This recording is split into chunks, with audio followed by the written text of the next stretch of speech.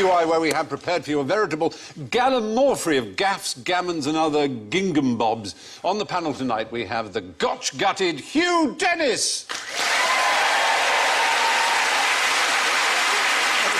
A grin-flashy Grinagog's Phil Jupitus. A gravy-eyed Gundy-Guts Andy Hamilton.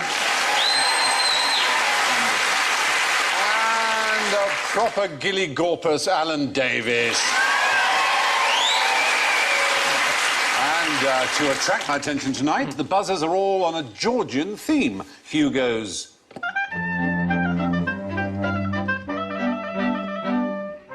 Oh, Andy goes...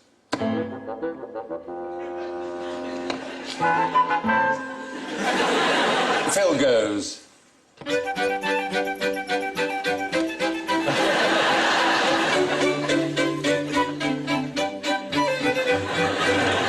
Wow. And Alan goes...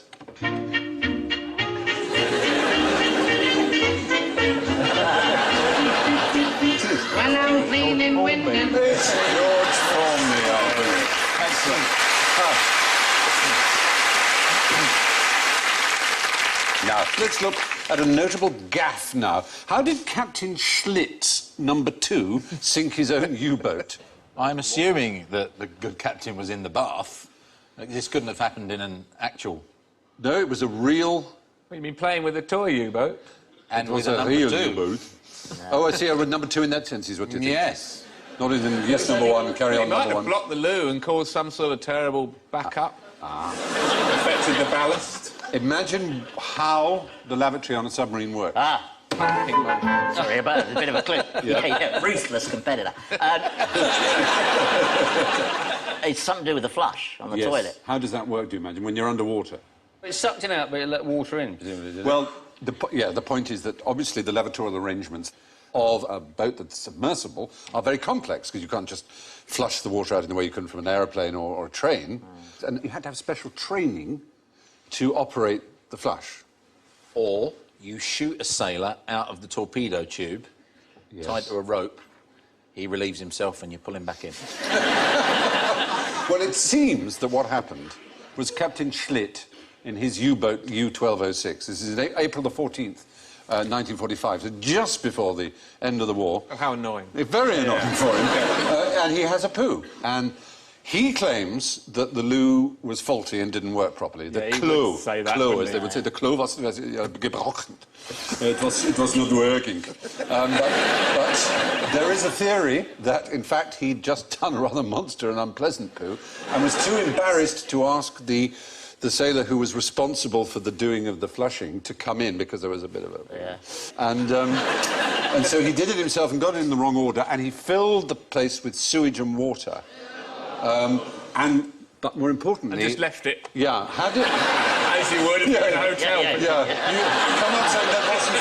Yeah, that was like that when I went in. It was... Don't go in that one, my God. So as he climbed out of the tower of the submarine and the No, they're underwater, that's the point. This all happened... Did they sink? Underwater, Did they perish? Well, what happened, you see, is there was a leak of this water. The water came in, and it leaked into... What powered those U-boats? Diesel? No. They had a battery. A huge acid battery. And when the seawater hits the battery, it creates chlorine gas, toxic chlorine gas. And so they had to rise up to the surface to vent, and they were spotted and blown out of the water.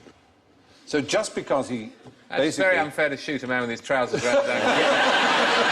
It is a bit. But it is the only known case. This doesn't count. Captain Karmadov Schlitz sank his own U-boat using nothing more deadly than its own lavatory. Now, here are samples of handwriting from our panellists. I want you to match the handwriting to the panelista and see what you can say about it. Give your reasons if you can. Obviously, don't say your own, because you'll know your own. Hello, my name is Phil Jupiter.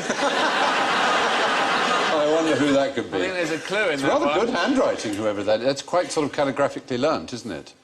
So, any thoughts? And what about... I must not answer back to Mr... D is Phil. D is Phil, you think? Yeah, I think there's a strong chance it's Phil. I know that D is Andy because he writes on my scripts rude things, when we're filming. Does he really have that fine handwriting? I think he has that is very handwriting. fine. Yes, that is me. Congratulations on fine handwriting. A graphologist would say of yours that it's because it's mostly joined up, logical, systematic thinker. Some words are more spaced than others, therefore open, honest, but deep in thought. Sociable because of the slightly forward slant to the right. Oh, right. So, OK, that's good. We've got we can eliminate D as being Andy Hamilton. I think C is Alan. Because it's the untidiest? No, I just think it's Alan. Don't know why. Is it you, Alan? Yeah. It is. Oh, that's really good. How did you know? Because you watched me doing it earlier. No, I just thought that looks like Alan wrote it. Which is the only way you can play this game. Yeah. Close lettering is unstable, apparently. Oh. There wasn't much room on the bit of paper. No. Was Oh, I'll I forgive had to you. squeeze it in to get it in. Letters not mostly joined up sometimes does things without thinking. It's a big fat pen. You I can't. know. I gave me a marker pen.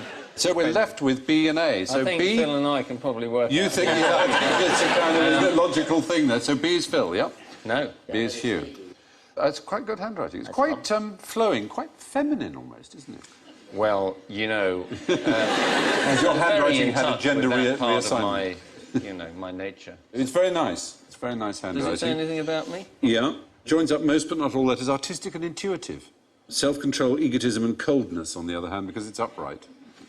Why is being upright mean that? It doesn't. It must be understood at this point that the British Psychological Society and any empirical test ever done has shown that graphology as a way of interpreting character has zero validity, like astrology. So this is a bit of a kind of non-round. Yeah, really. but no, it's interesting to know that. And even in America, it's not allowable in court. Forensic... Sorry, but... Forensic graphology, where you prove that this person did write this, that is allowable. But the idea that you can interpret character in it is just absolute I must say, nonsense. I'm now not looking forward to the DNA round. But the worrying thing about it is that 3,000 British businesses use graphologists for recruitment. They actually hire people on the basis of a completely specious... Good a way as any, though, isn't Are it? they... Yeah, but it's body water. Are they... Yeah. Girls have nicer handwriting than boys, though, don't they? That is one you thing you find? can often... Not can tell 100%, but you can tell gender, yeah. And you thought I was a girl. Yeah, well, no, not always. I said not 100%. We actually Tipp-X'd out the smiley face dots over the eyes. Normal ones.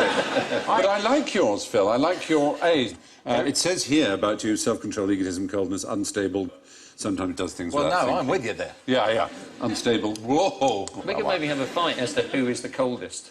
Let's both get a 99 and just stand there with it. Yeah. First one to melt loses. Whoa. I thought I was cold. Yeah. He is cold, isn't he? So you did a handwriting Yeah, test? I sat a test to become a French train driver. What?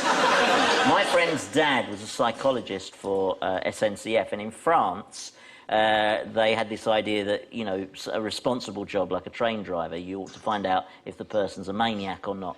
We don't bother with that. No. And so I sat the test, and there was a handwriting element, but what they did was you had to hold the pen in your wrong hand, right. And they put there's a kind of rubber ring around the middle, and you had to try and trace over what was written there, and if it drifted up the page, you were assertive, possibly too aggressive, and if it went down the page, you were deemed to be too passive. And Good Lord.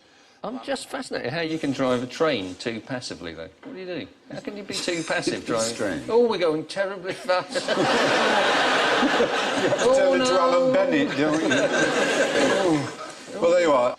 Now we're off to Ireland, where the policemen are called... Guards. Garda, exactly. Now, did you hear about the Irish policeman who tried to arrest a Polish driving licence? No. Do you know the story? You do. Well, I you sort might. of know. I sort of... It was... Someone was done for speeding or something. Yeah. Is that right? In lots of different parts of Ireland. Yeah, that's exactly right. He had 50 offences against him. He was fast becoming the most wanted motorist in Ireland. Bravo Jazda. He's a master criminal because he had different driving licenses that had different addresses on. So this Pravo Yazd had all these. Goodness knows what he was up to, apart from the driving offences. Exactly. That was what everyone was puzzled by. They really wanted him. But it turned out one Garda member said, I think, I may be wrong, but Pravo Yazd is the Polish for driving licence. And red faces all round at Garda headquarters. There it is, Pravo Yazd. The fact they said permis de conduire above it might have been a hint, but there we are. Are they still looking for his brother, Redzec Polica Polska? But on the subject of driving licence, guess who had the first driving licence in the world? The Queen. No, oddly enough, you couldn't be wronger, because the Queen has... No driving driving licence. She's the only person in Britain who doesn't have a driving licence, yet who drives. She...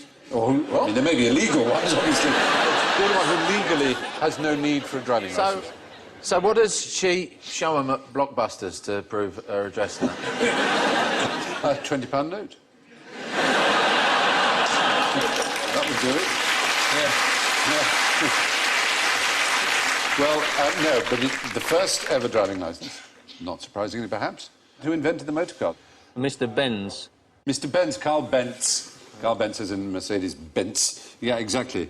He just made one for himself. Well, no, the citizens of Man... I think I need a licence. It's a dangerous machine. I need a licence to drive. Now I can drive. Driving licence number 1. 0001.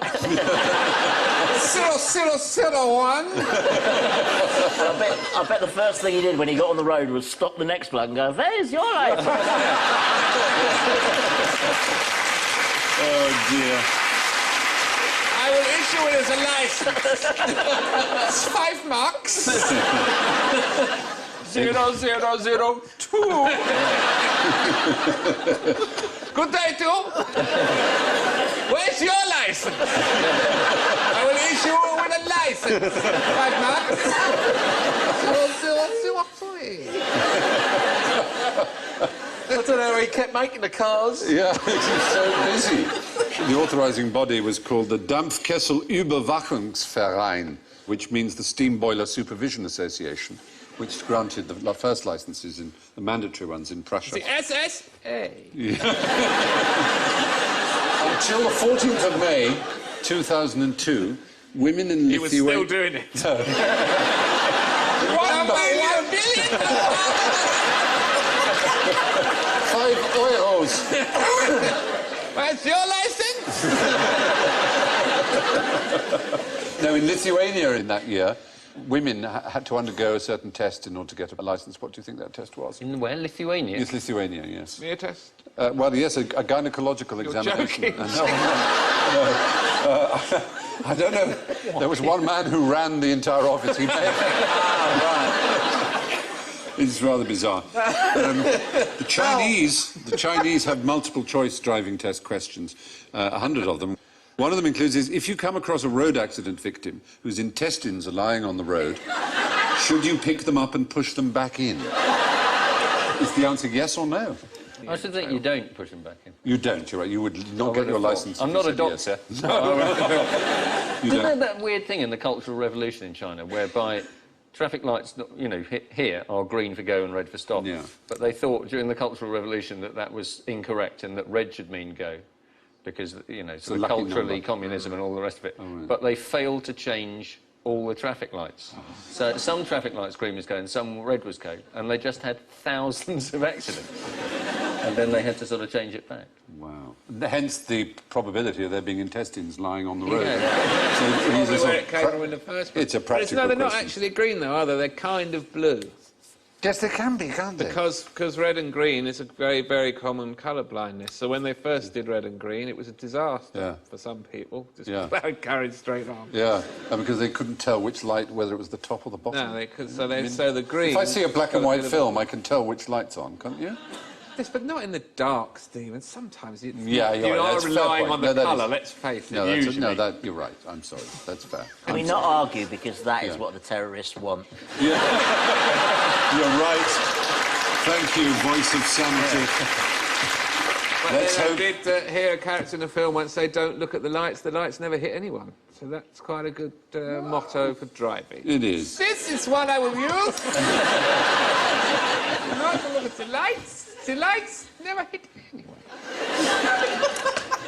Ausgezeichnet. So, now we're motoring along nicely here, so can you tell me what travels from Land's End to John O'Groats every year at about 1/3 of a mile per hour, but it slows down a bit on hills?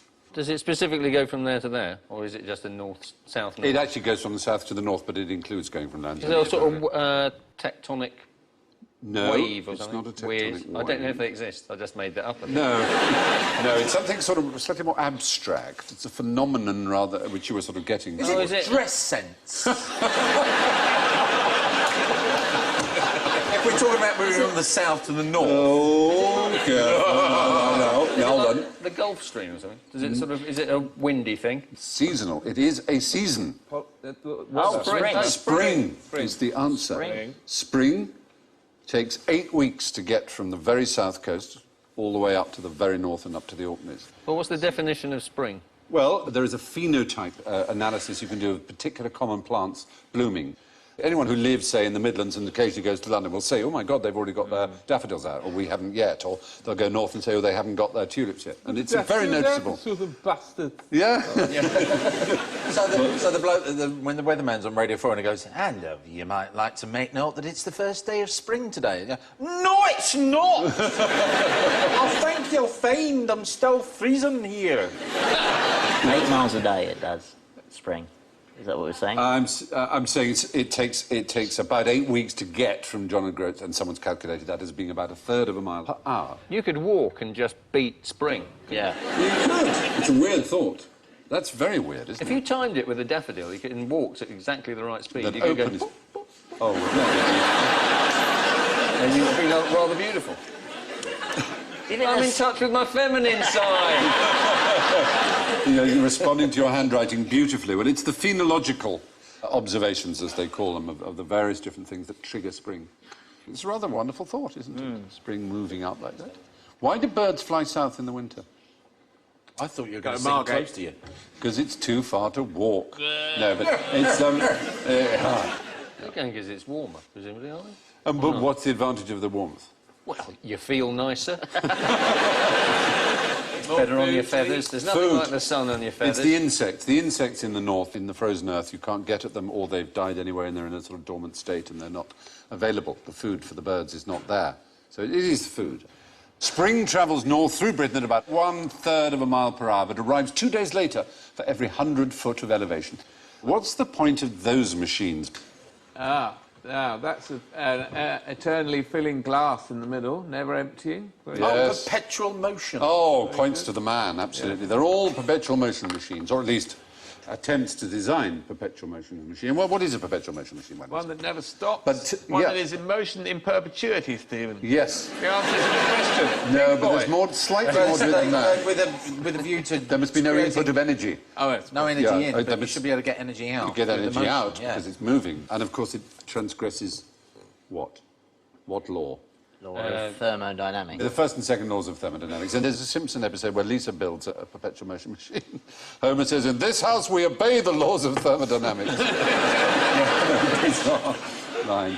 But no, the point is they can never work. Leonardo actually did drawings of attempted perpetual motion machines, but he realised being... No, he's just drawn a chocolate orange from the top. Oh, yes. How boring have you got to be if you draw a diagram of how you take a chocolate orange apart? Well, no, He he invented a lot of things. I He didn't know did. he invented that. And he did write in his notebook, "O ye seekers after perpetual motion, how many vain chimeras have you pursued? Go and take your place with the alchemists." So he spotted quite early on that it was never going to work. Sadly, our universe is not made in such a way, because you'd only need one and you could power the world from it, in theory, couldn't you? You only need one and you could power the world from it. Sorry, Mr. Bond. Anyway, and that brings us now grumbling to the gizzards of general ignorance. So figures on buzzers, if you would. Take a child and give them a really sugary drink. What happens? I haven't got any kids, I've no idea.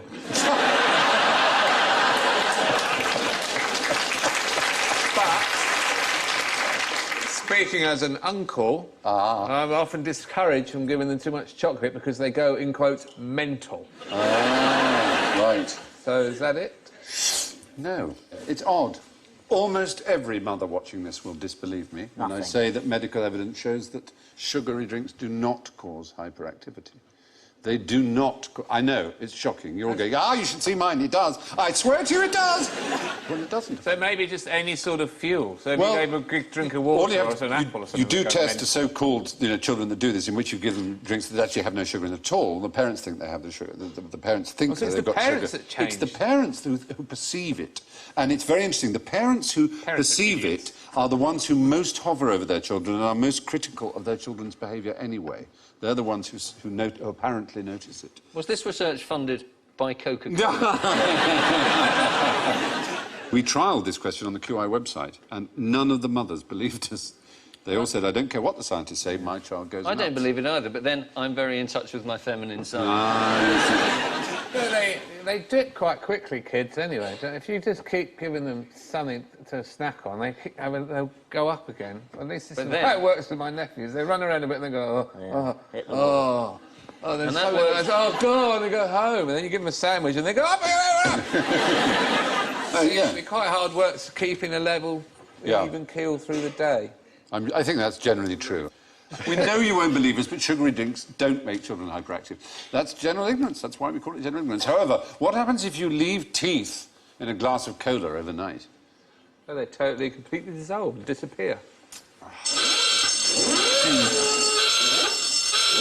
No, it turns out they don't. There was a famous occasion in 1950 when a doctor appeared before the House of Representatives Special Committee. He was called Clive Mackay of Cornell University. And to dramatise his testimony, he said that a tooth left in a glass of Coke would begin to dissolve after 2 days.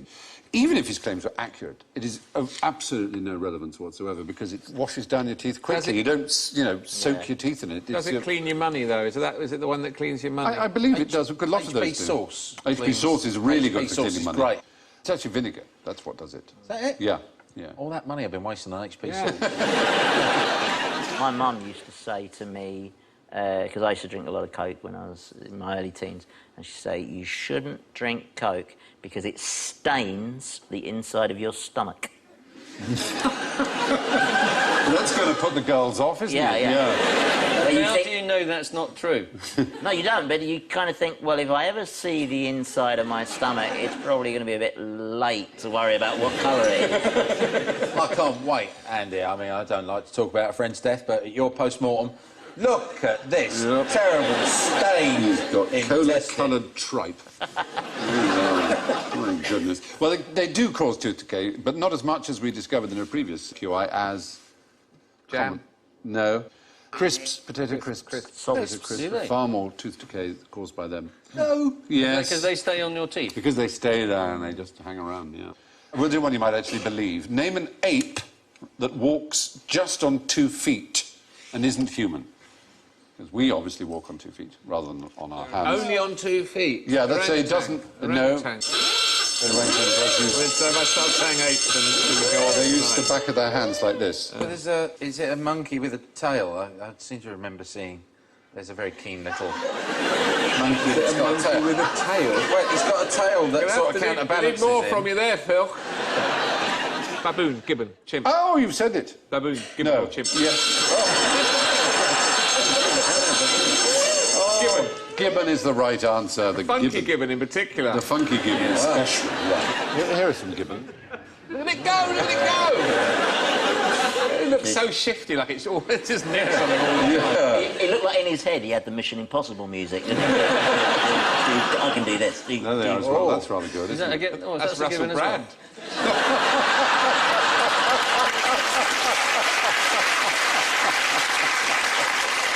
Do they do that just to taunt the other ape? Yeah, I think they probably do. Can you do this? It's I considered can. by evolutionists to be a more primitive way of walking, the way we do and gibbons do. Seems to be earlier than the fall. I know, that's weird. Anyway, let's finish with an easy one for you. I want you to sort these following creatures and phenomena into age order. Which is the oldest? Oldest to youngest. I'd put A first. A first, the Himalayas. No, they're quite young. That's why they're tall. They are. So all mountains are young because they haven't been They are worn the down youngest. by all. They are the They are the youngest youngest thing range, yeah. on the board there. They are the youngest of them all. They're they? only 20 million I years think old. DCBA. I think. DCBA is not bad. Not bad. DCAB. It's actually CDBA. Right. The oldest is the spider, then the cockroach, then the triceratops, and then the Himalayas or Himalayas. In fact, it's quite interesting, which is, after all, our business. Yeah, ants are contemporaneous with dinosaurs, but cockroaches predate them by at least 55 million years. And spiders were even older, 300 million years ago. If this spider's first, what did it catch? Damn, that's good. Flies, but not cockroaches. Yeah. The fly was first. The fly. Which came first, the spider or the fly? Is a really good question. A lot Sometimes of webs, out of innocent ignorance, little childish wisdom spills out. No, the dinosaurs lived, I'm only teasing, you know, the late Triassic, 230 million years ago, to the Cretaceous, 65 million years ago. And Mount Everest was only 25 million years. So it's 25 million years younger than the youngest dinosaur. Whippersnapper. That looks like the pictures from the worst spelling book ever. There's a dock croach in the corner. And I saw a binosaur. Out, I'll get out. That's very good.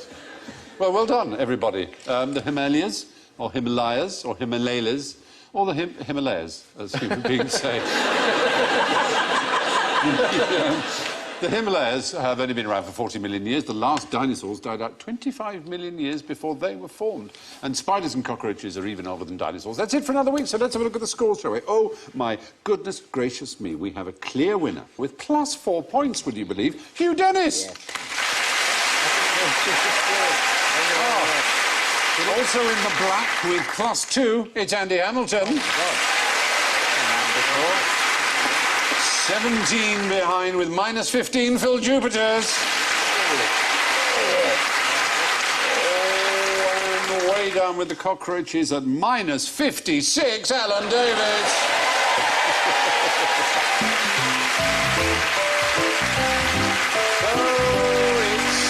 It's farewell from Hugh, Andy, Phil, Alan and myself. I'll leave you with the story of a couple who went to the Natural History Museum and they saw the big dinosaur skeleton there and they asked the attendant how old it was and he said it's 65 million, 14 years and 3 months old. And they said, well, that's amazing. Is that like carbon dating? How can you tell so precisely how old it is? He said, no. He said, when I first came here, they told me it was 65 million years old and I've been here 14 years and 3 months. Thank you. Good night.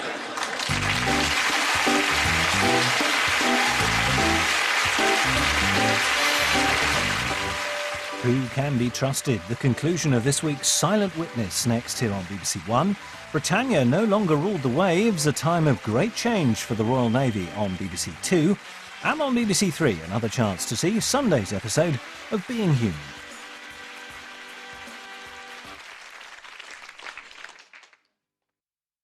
Join me tonight when my guests will be Billy Piper, Alan Carr... If I start talking like that, you wouldn't know.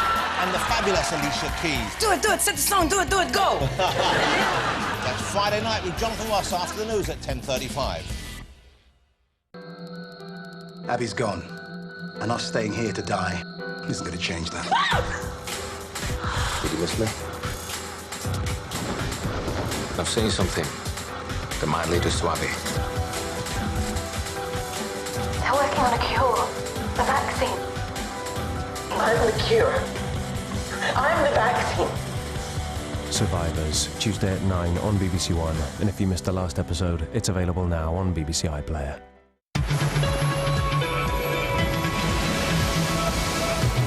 Secrets and Lies now on BBC One and the BBC HD channel, and Leo must get to the truth in the concluding part of Silent